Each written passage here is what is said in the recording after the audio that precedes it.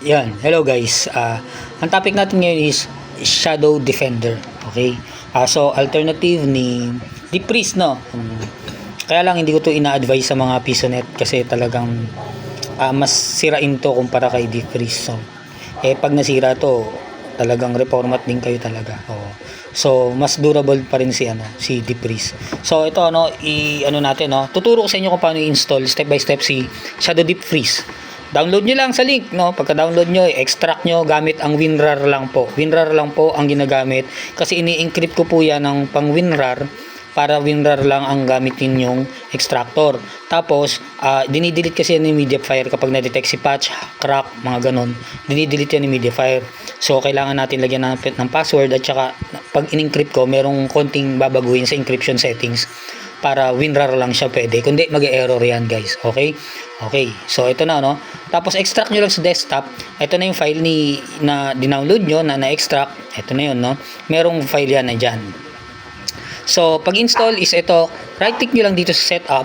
Lagi nyo gagawin, no, kapag ka Windows 10 po kayo at saka Windows 11, dapat pag mag-install kayo ng software, apps, programs, games, laging run as admin para naiiwasan ng conflicts o errors, bugs. Yan, no. So pagka run as admin nyo, next nyo lang, no. Yan, I accept, tapos next. Hindi tayo technical, ha. Basta yung typical lang na pag-install, kaya wala nang masyadong paliwanag. Tsaka may iksi lang din ng time natin lalo na sa Facebook. Okay? Next. Tapos next. Tapos next. Kaya bahala kayo kung gusto niyo uncheck yan, kung ayaw niyo may desktop icon, o syempre natural buburin niyo ako sa PisoNet niyo, no. Okay. Uncheck niyo lang. So yan. Next. Tapos install. Hintayin nyo lang matapos, magre-restart yan, ano. Pagka-restart nyan, pause muna natin yung video para so ayun.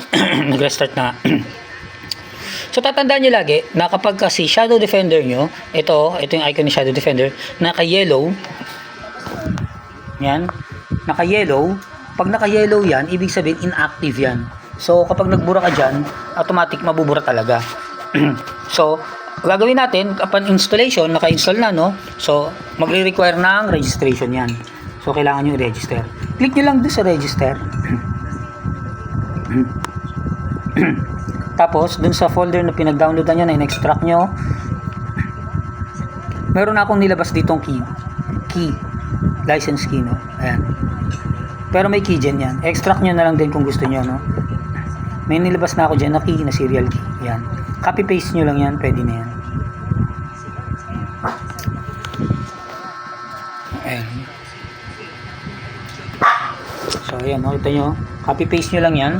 Copy. Tapos paste nyo lang dito. Okay. Yan, registered na yan.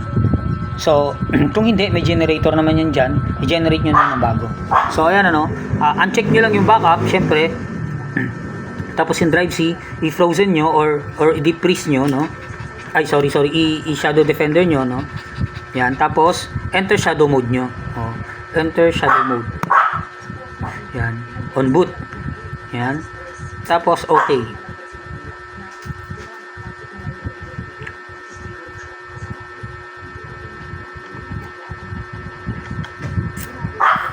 Yun, lalabas na yung shadow mode. Yan ang kagandahan kay Shadow Defender, no. So kahit hindi mo na i-reboot yan, naka-shadow mode ka na agad. Yan. So kahit magbura-bura ka dyan, babalik na yan. Tapos makikita nyo yung icon, kulay blue na. So once na kulay blue na yan, ibig sabihin naka-active yung Shadow Defender nyo, naka-shadow mode na siya. So ganun lang kabilis si Shadow Defender. Kaya ganun din siya kabilis masira. So mas kung compare mo sa Deep Freeze, mas maganda pa rin talaga si Deep Freeze, no. Maganda lang to si Shadow Defender pang mga personal use. At least hindi ka maiinip magpatay. So hintayin mo talaga yung shutting down. Yan. Yan, maganda si Shadow Defender diyan kasi katulad diyan, once na nagmamadali ka, pagka i-enter mo lang na shadow mode, hindi mo na kailangan i-restart para enter na siya sa shadow mode. So hanggang sa muli, ayun lang, maraming salamat. Yun lang.